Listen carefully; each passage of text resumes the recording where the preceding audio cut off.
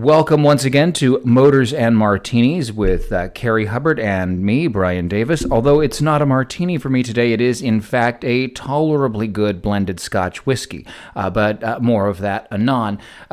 Cary and I have decided that based on the success we enjoyed last week, we're going to continue with a sort of free-form, conversational rap session, to use the completely outdated 1980s parlance, if you use the word in that sense. With that in mind, Cary, how have things been going in beautiful Albuquerque, New Mexico? Well, things have been going quite well. I have been very busy working on projects. As we all know, I've got far too many things to do and keep myself entertained. But I have recently decided I'm tired of staring at all these derelict non-running vehicles, several of which I would really, really like to enjoy. So I pulled the engine out of my Corvair to strip it, clean it, and reseal it because it leaks like I think it would give the Exxon Valdez minimal credit to say how much this thing leaks. Pulled some engine apart on a motorcycle that ordered some pistons out of Germany, and besides that, in a couple of days, in great Albuquerque, New Mexico, which is a world-renowned thing, we have the International Balloon Fiesta starting, which I will be actually crewing for a friend of mine who is a pilot, so that will keep me very busy for several days. So I assume this is not the sort of crewing where everyone is stroking all together. No, not quite. It's more like drinking, because that is a personal favorite pastime of all balloonists, after we have finished flying, of course, because we must be safe. Well, exactly. You have to get back down before you get high. Pretty much. So that is what is it? It's this Saturday, Sunday, the following next 5 days, and then the 2 days for the next weekend. And it is very long, very stressful. It's a lot of stuff. It's interesting. It's fun to watch. You know, there's gonna be probably 500 hot air balloons up in the sky, so it'll be neat. But yeah, it's gonna be something. I've heard that's quite a thing. I'm hoping that perhaps next time I'm in Albuquerque, I can attend the balloon festivities. I think that would be quite the event, especially since drinking is involved. Oh yes, and I'll tell you what, the most crazy drinking insanity I've ever done is with hot air balloonists, and especially the Brazilian ones. My goodness. I don't know. I'm flashing back to the Michael Todd's Around the World in 80 Days film from the 50s, where Phileas Fogg and Passepartout are in their balloon, which, incidentally, Jules Verne never involves a balloon in the original book, but that's neither here nor there. They're in their balloon, flying over the Alps, and it's time for luncheon. And so Passepartout leans out over the side of the balloon to scoop some snow off of an Alp to chill their champagne, and I thought that was just piss elegant, and I still do. That would be absolutely fantastic and quite fun. But yeah, I think I don't know. There are no Alps in Albuquerque, and if they're not snow-capped at this time of year, I shouldn't think. Yeah, our tallest mountain, which is 10,000 feet, it's not snowed at the moment, and people have flown over it, but it's not quite recommended.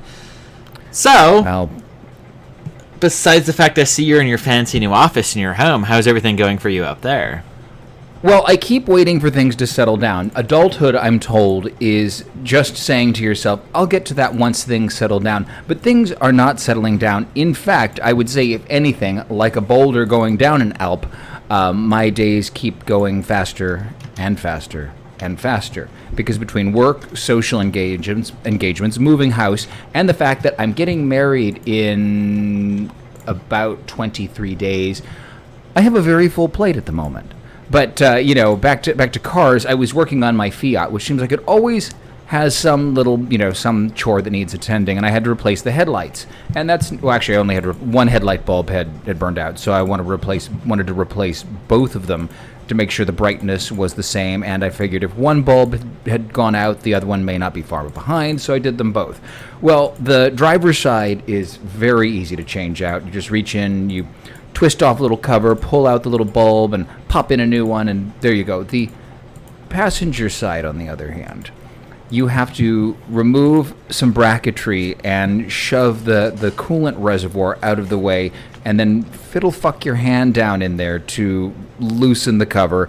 And I accomplished all this, and the moral of the story is pay attention when you're finishing your job, because I found my missing 15 millimeter socket. It was still on a motor mount bolt from when I had changed the multi-air filter. So that was very entertaining. And mind you, since I did that, I've probably put 1,000 miles on the car, and the socket just rode happily in the engine bay on the motor mount bolt. Well, I could definitely say this to give it to some great credit to the socket, how well it fit on that bolt that it could have stayed on that long. That is a testament to the high quality that Sears used to imbue their tools with back when there was such a thing. Oh, yes, Sears. I still have quite a few in my toolbox from the old Sears era. Very good tools. They've done me very well, but, what can you do? It would seem that the Craftsman brand is one of the only phoenixes to rise out of the ashes of the empire that was Sears, because they can now be bought in numerous places, and I'm sure it simply exists as a brand. I mean, even as it did with Sears back then, even in the days of Sears, the tools and appliances and so on were manufactured by all and sundry. But that Die-Hard and Craftsman, the Die-Hard and Craftsman brand names are going to be with us long after Sears is forgotten, it would seem. That is actually a really interesting thing to talk about, which is mechanical, is I have a Sears motorcycle, which is the motorcycle I'll just pull the pistons out of so I can order a set. Now, granted, it was not made in America, nothing to do with America. It's actually Austrian. It is a Steyr-Puch 250 SGS, but it was sold through Sears as an Allstate SR250. Well, and don't forget, you could also buy a Sears Allstate car, which, if memory serves, was a Henry J. Rebadged. Correct, in the early 1950s. Yep.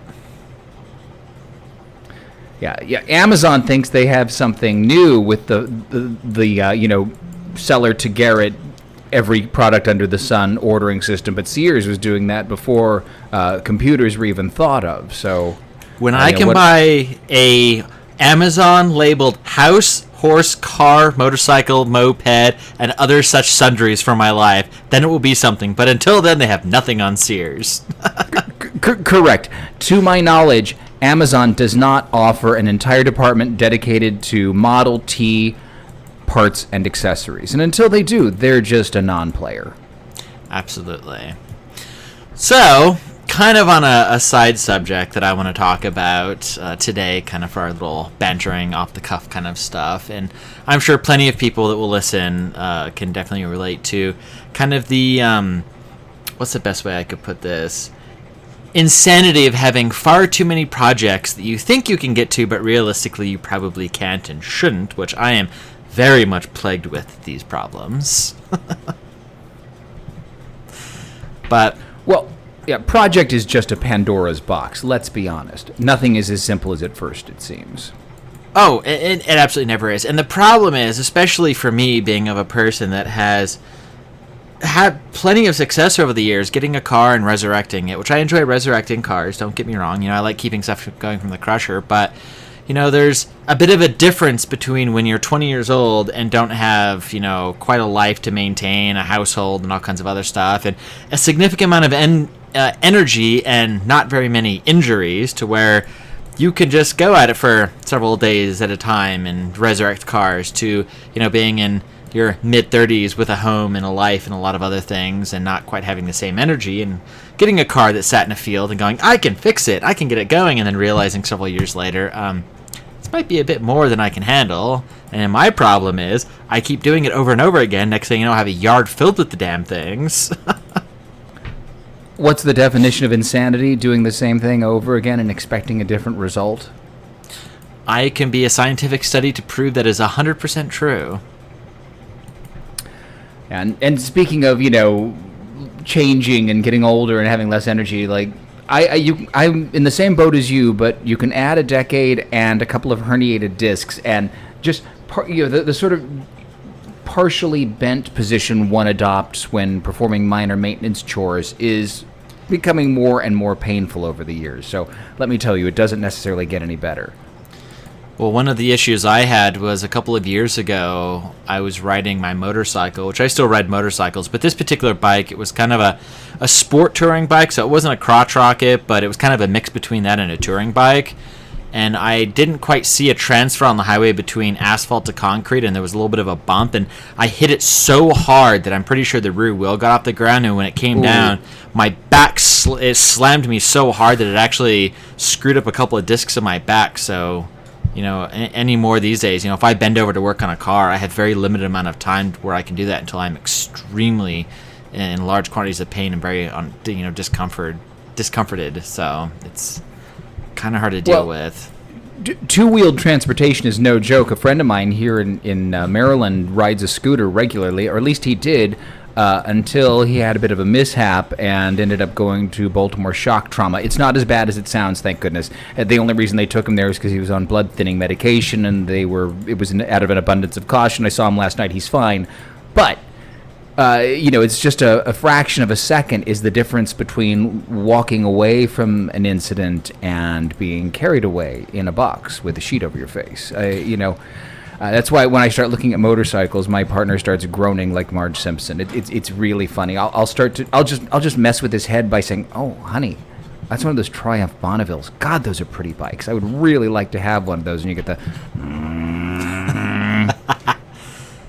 Yeah, I've been riding motorcycles for a very, very long time, and I've had my fair share of close calls, and really anymore for me, I've got these old, slow motorcycles or mopeds that I just kind of putz around my local area. I really don't ride across town. I don't really do much on the highway anymore, and it's just kind of to meander about and just kind of have fun. But my days of, riding long distances or commuting every day on a motorcycle across town are pretty much done. Oh, the last bike I had was a Metric Cruiser 1500cc V-twin, and its name was Fat Bastard. And 4 speeds is all it had, and that's all you needed because it was, left foot, ka-chunk, pop, pop, pop, pop, pop, pop, pop, pop, pop, ka-chunk, pop, pop, pop, pop, pop, pop, pop, pop, pop, pop, pop. It was I've had cars with less displacement that were more, fizzy, and I actually really liked that bike because it was just so fat and sloppy, just like me, really. Well, yeah, it's like this little Austrian motorcycle I'm fixing up. It's a 250cc, weirdly enough to say twin piston, single cylinder. So it's got 2 pistons that share a common combustion chamber, 2-stroke technology. It's very, very obscure stuff. And, it's got top speed of, 60, 65 miles an hour. It's not super fast, but it's entertaining. And I enjoy that. I just like odd, entertaining stuff. That's entertainment. I want to hear that thing as soon as you get it running. Like, you make a recording and share it on the next podcast because I'm sure it's got to be an awesome little Austrian popcorn popper. It's definitely a popcorn popper. It might not be on the next podcast. It might take a little while because I have to order a set of pistons out of Germany, and it's going to take a little bit for them to get here. But I assure everyone, once I do get it cleaned up and running, I will share a sound clip of it and kind of the back history because it's a very odd motorcycle, and it only has 246 original miles on it. Well, that's actually quite impressive. I'm actually thinking I was up in Maine, and I was looking at a Lincoln this fellow was selling, and he showed me his Whizzer. It was in the back of his truck, and he's had it for years. But anyway, I digress. So while we're thinking about the burdens that come with aging, I think it's fair to say that the classic car hobby, as we've known it, is at a changing point. It's at an inflection point. I think a lot of people are not quite sure which way it's going to go. I think it's pretty obvious that the legacy car clubs like the AACA and so on are in some ways they're sunsetting, which is really sad because their membership body was and still is a repository of great knowledge, and their members have worked hard to preserve their cars. So I've been thinking a lot about which way the hobby is going to go, and there are those who think that internal combustion engines will fall by the wayside altogether and indeed be banned and will be forced into an all-electric future. I don't think that's going to be the case necessarily. I think the electric car or other alternative non-petroleum means of propulsion will do the same thing for the classic car, perhaps, that the car did for the horse, and that is save the best of the best for a leisured existence to be trotted out on high days and holy days. But, Cary, I'm interested in what you think is going to happen in the next, say, 20 years with the classic car hobby. So that's kind of interesting thing because I've really thought about that a lot and really experienced such things quite a lot. And what I see, because I'm a younger guy, but I've always been into much older and obscure cars, and all of my friends have been significantly older than me, 30, 40 years. And what I really see is, yes, there is a young demographic of folks that like classic cars, but the particular transitioning of social interactions, maybe because of, the computer era and, young people who are getting into classic cars because they think they're cool, or, their grandparents or parents, had one, this and that, blah, blah, blah, they'll get what they get. But I really don't foresee the kind of social interaction of like the car clubs that you and I know and have experienced quite a lot of will really be a thing probably in 20 years, because I don't really think that younger people enjoy that kind of social interaction. I do agree that with electric cars probably taking over as primary transportation for us, that there will be still a certain realm of collector cars that will be enjoyed periodically and, kept. Some might just be pieces to stare at because they're amazing or quite unique, but even in the past 15 years of me being in the car world, I've seen a very interesting decline in, the older generation that really founded what we know as the collector car clubs and groups. I've personally experienced a lot of loss in that community, and seeing how the lack of young blood being brought into it or willingly want to be brought into it's going to kind of slowly make it peter away. I don't think it's going to peter away entirely. I think what we're going to see is a contraction. I think it's going to shrink and shrink and shrink and nearly die. And then there's going to be the diehard, this sort of diehard fanatical inner core that will keep it alive. It's a little bit like you shoot film cameras. Film is, for all intents and purposes, a dead technology, but there are people who love its idiosyncrasies and the skill it takes to understand exposure and film speed and all those things that are necessary to shoot a good film picture that have kept it alive. And I think we're going to see the same thing. I've also watched it with so think of steam engines. Steam traction hasn't been a fact of life on American rails in over 60 years. Yet every time I'm at a steam up, there's teenagers with their video cameras filming steam engines going down the track. And we're talking about people whose parents and even grandparents don't have a memory of steam locomotives because they're a deep part of the culture. And that kind of came about with the internet that makes us, gives us all access to YouTube and so on. They can share this passion with the world, even though they're not doing it in the sense of a traditional car club with meetings and minutes and organized events. They're still interacting. So I see a transition into something like that. I don't think it's going to go away entirely, but it is going to shrink. And it will become the preserve of the diehard fanatic, indeed those who might even take it to the point of mental illness. And I say that with love, not as a criticism. Oh, absolutely, and I would definitely agree with you that there will always be, like, actually today it was really interesting. On my personal, or my Cary's Garage Instagram, I've got some pictures of the 1978 International Scout 2 Nissan diesel-powered vehicle that I have, which is an SD33 diesel. And some guy who's in his mid-20s, I think, actually reached out to me, and he said that he's a fanatic Nissan SD33 diesel freak, and he has a 1974 Dodge Dart that was originally ordered with a Nissan diesel, which I guess was an option for an extremely limited time, and they're extraordinarily about rare. 5 minutes. Yeah, I mean, and they're extremely rare. I think there's probably 3 of them in existence, maybe. I mean, he knows of 2. And he's got a couple of Jeeps with the SD33 diesels in it. His dad's collected them. And I'm talking to this guy in his mid-20s and talking about this fascination, this obsession with this really obscure engine in these vehicles. And I'm like, there is a little bit of hope, and there always will be. But yeah, it will definitely change. And we'll see. And just get older and watch what happens. Yeah, exactly. I mean, well, look, one of the most modern locomotives on British rails right now is Tornado, which is a replica of a Sir Nigel Gresley designed Pacific steam locomotive, and it was built from scratch in the early to mid 2000s, or your 20-aughts, 2010s. It was in as much as I've got issues with Top Gear because it's overproduced and overdramatic and all that bullshit, but they did one episode that featured that locomotive racing a Jaguar XK120 and a Vincent Black Shadow motorcycle from London to Edinburgh, and it was exquisite.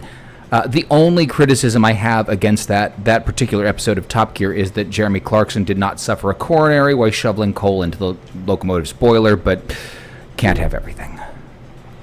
I do remember that episode, and that was really great to watch. The three of the greats of their time period. I mean, the Jag, the Vincent, I mean, the train. It was all just absolutely beautiful to watch. And actually, since that episode was filmed, they have certified that locomotive to operate at 90 miles an hour on the British mainline rail system, and she's been clocked at over 100 miles an hour on the British mainline rail system. You know what really blows my mind is thinking about those parts on a train, large cast wheels and these big connecting rods and pistons and all these parts scooting along at 100 freaking miles an hour. That really genuinely blows my mind. Well, the motion on a steam locomotive like that is the bearings are so finely made and the masses are so beautifully balanced that if you were imagine if you could put the locomotive up on a single post lift so that the motion could turn, a person could turn it by hand. That's how beautifully balanced it is, and that's why they can sustain those speeds and achieve them without pounding themselves to bits, because they are so exquisitely crafted. Oh, that's incredible. So while we're talking about steam, it's a kind of an interesting thought I've had for many years about, like, of course it would require a significant amount of money. If I won the lottery, maybe I would go down that route. But imagine what technology of a steam car would be like with computer controls. Like, you'd take a Doble setup, but have it controlled by an actual computer, not crystals that tweaked and bent and moved when they got hot and cold. And what you could do with a steam car with today's technology. I've always wondered about that. No, that is a fascinating concept, because I think they got boiler technology as far as it can possibly go, unless there's some kind of metallurgical advance that I'm unaware of.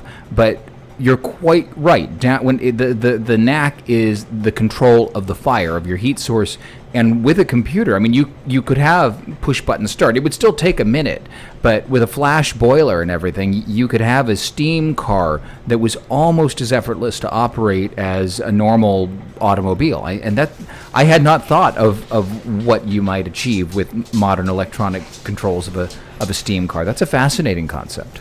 And of course, when you say that, it's not like with Doble, it's not actually a boiler, it's a steam generator, because you're not boiling water, you're creating steam within small quantities of water in tubes. And that was actually one of the incredible, I love superheated steam on the Doble setup. It's amazing. It's a water tube boiler, not a fire tube boiler, and then the water and the liquid water enters at one end, and before it gets out the other, the heat is such that it's turned into superheated steam. And what he could even do in the 20s with the controls for that particular setup was pretty ingenious for its time. But I don't know if there's enough entertainment or love. Like, I've actually thought about kind of an odd thing of wanting to build like a rat rod, street rod kind of a thing. But a steam rod. But I don't like conventional stuff. Like, Chevy 350 engines bore me. LS engines bore me. Yes, they have their place. They're great. They bore me. I don't like Ford small blocks, big block. A normal engine is just like, okay, whatever. Everyone's done it. My friend and I have talked about building a rat rod with a Pontiac Flathead 6 out of like a 51 Chieftain, because that's kind of interesting. Maybe a Deutz air-cooled diesel. But then I thought, well, what about building kind of a weird rat roddy thing, steam car hybrid weird thing? That would be kind of odd and neat. Well, a very dear friend of mine back in California, Simon, he's got a son, his college-age son, and he built a resto mod for his son to drive, and they took a Series 2 Jaguar XJ6 Coupe, so the XJC, and they updated the exterior appearance so that it is more in line with the Series 3 XJ6, with a little bit of even later XJ8 blended in, but it still looks totally factory Jag, and they did this awesome, bright blue metallic paint job on it with a red leather interior, and for propulsion it's got fuel injected Jaguar AJ, not AJ, excuse me, it would be AJ, it's the all aluminum, the second generation Jaguar inline 6 with 4 valves per cylinder, aluminum block, aluminum heads, and so on. So that's what's powering it. So it's still all Jaguar, and it's a really badass car, I gotta say. It's a little flamboyant for my personal taste. I like things a bit more subdued, but the young man who drives it, I mean, he's college age. He likes things that are fun and brash and energetic, and it is completely appropriate for him. And I imagine he'll have that car his whole life, and at some point he'll probably refinish it in British Racing Green with biscuit, because that'll suit the stage of life he is at that time. But right now it is the perfect car for him, and I absolutely love it. Oh, that's brilliant. And I mean, you gotta love a Jag inline 6, no matter what generation. They're such honeys of an engine. I just adore them. Yeah, I do too. I love one of the classic car shows I love watching on YouTube, because let's face it, there's a lot of fucking garbage out there. Ian Tyrrell and his Ian Tyrrell's Classic Garage. I just love how he's so suave and nonchalant and urbane, and he'll say something like, "Oh, well, this car is one of 5, and it's a rather delightful drive, really." As if driving some rare and exquisite car is as commonplace and everyday an occurrence as making a cup of tea. Well, to some people in the community, it is. I mean, I wouldn't mind go for a quick spin in a few of these automobiles, but some people do. So, speaking of rare and unusual, I'm actually going to be attending, at least for one day, the Hershey Car Show, which is coming up in the first week of October. Ooh, nice. Now, unfortunately, my work schedule is not going to allow me time to go to the swap meet, and that's really sad. But the car show itself is on the 7th of October, and a good friend of mine who curates a collection up in Maine is going to be exhibiting. A friend of his is going to be exhibiting as well. And so I'm going to go check out the show, and I'm working on a piece, actually throwing back to what we were talking about earlier, about the young side of that very old coin.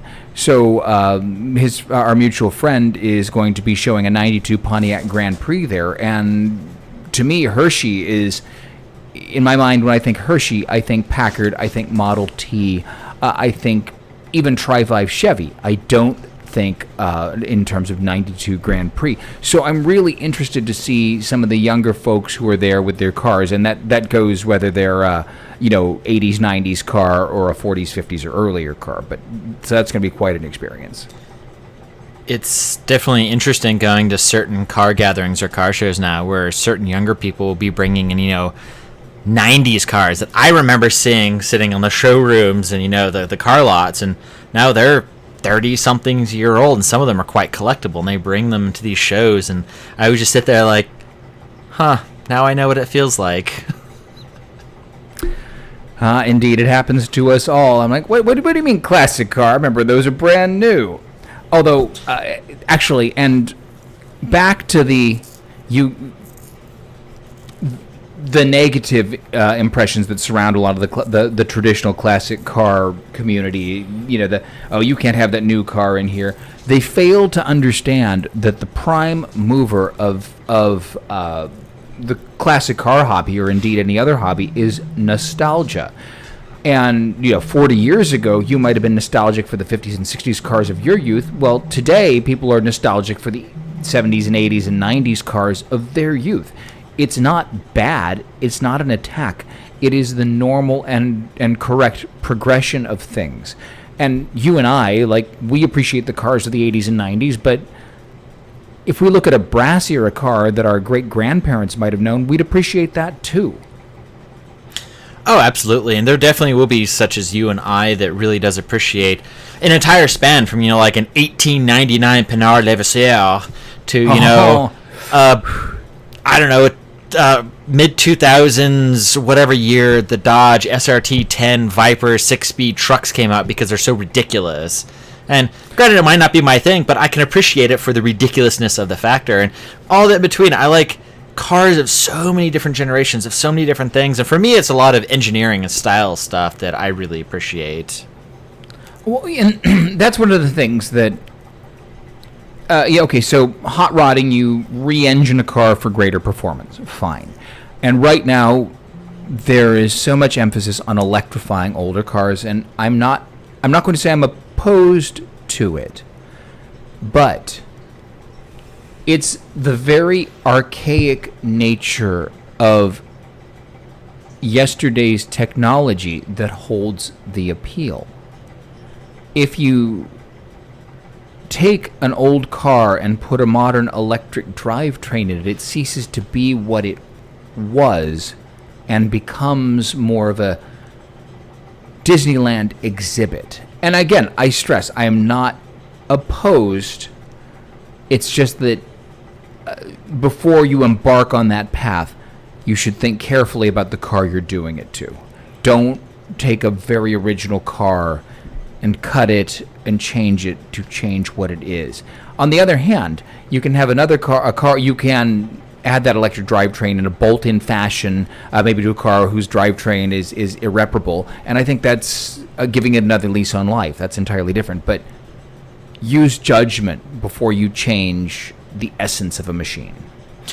Oh, absolutely, and especially certain cars that very original, unrestored cars that, it's like, I know the saying is 1,000 years old, everyone's used it, it's only original once, and there's certain aspects of a car, it's very original, it's that people will do stuff like that too, that it loses a certain amount of its historical factor, that, definitely think before. There's plenty of more on the project-y cars, things that need a little bit more, paint and body or mechanical stuff that I would say is a bit more, quote-unquote, acceptable to do such things too. Not my style, but if that's your thing, cool, but definitely think about it.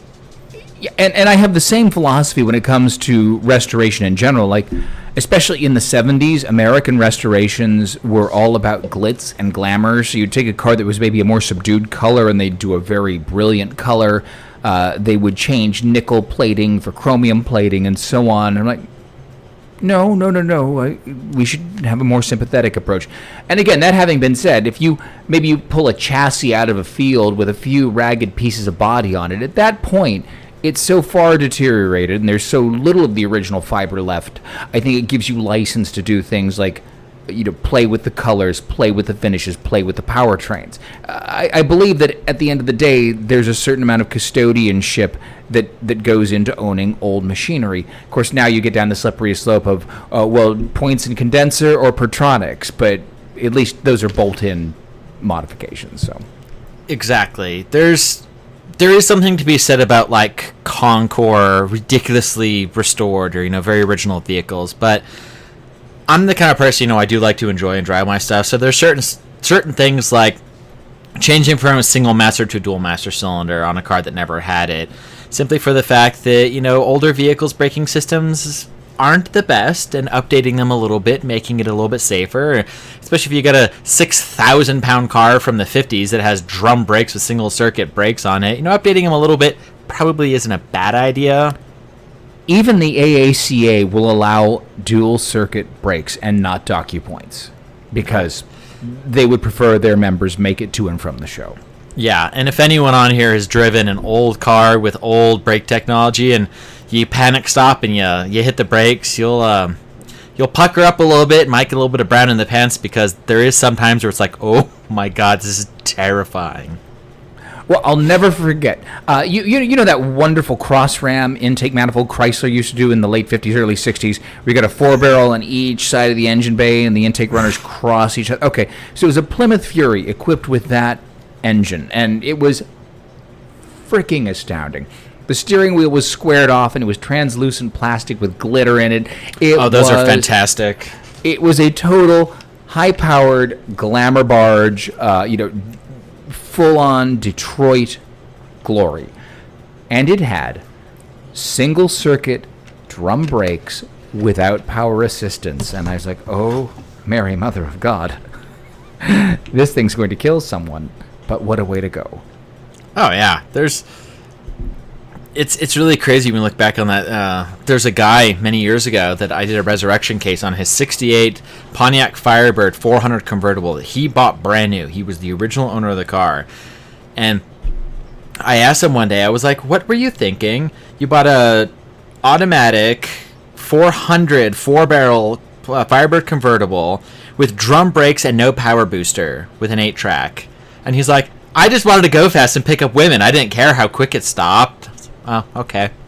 I guess that makes sense. Well, gosh, he sounds like he had his priorities in order. I'm thinking back to my mom and her predilection for Trans Ams, and including the 6.6 that she wrapped around a telephone pole when she was going for a ride with Jose Cuervo, but, you know. Oh, dear. Yeah, Jose was an instigator. What can I say? All trouble, that one. And many, many other people, including myself, will definitely agree with that one. The drunkest and sickest I ever got was on tequila. It was Sauza, not Cuervo. It doesn't matter. All I know is I probably had alcohol poisoning, and it was really, really ugly. Ugh. Yeah, that's never fun. Not fun. But wow, has it already been? Oh my goodness, it's already been like 35 minutes or so. Before we end, though, I do want to say, since we do record several weeks in advance, when this particular episode comes out, I will actually be probably sitting in a cafe in Rome having some coffee. But that brings me to the point of, when I'm there in Italy, I'm probably going to give a quick little jingle to my fabulous co-host Bryan and have him record a quick little segment on Zoom while I'm there, and maybe walk around while I'm somewhere and talk about some fabulous European cars I see or whatnot. But we'll do a quick little special episode of Motors and Martinis European Adventure kind of a thing. Ah, shouldn't that be Motors and Necronis? We'll talk about that later. Indeed. Well, it's been a pleasure as always, Cary, and I can't wait to speak with you when you're calling me from, Bella Italia, and looking at all the Fiat Cinquecentos and Lancias and Alfa Romeos. All those are brilliant cars. Well, for me, it's always one of those admiring the cars that we never got and cannot get in this country, and kind of being a little annoyed and sad, but... And as far as normal programming goes, we don't have anything quite set for the next official episode. It might be another us off-the-cuff bantering about, or we might come up with a really neat idea. But until then, we'll stay tuned, and I guess you guys will see. All right. Till then. Till then, it was been great, and now that we've motored, you can now martini. Ciao, ciao.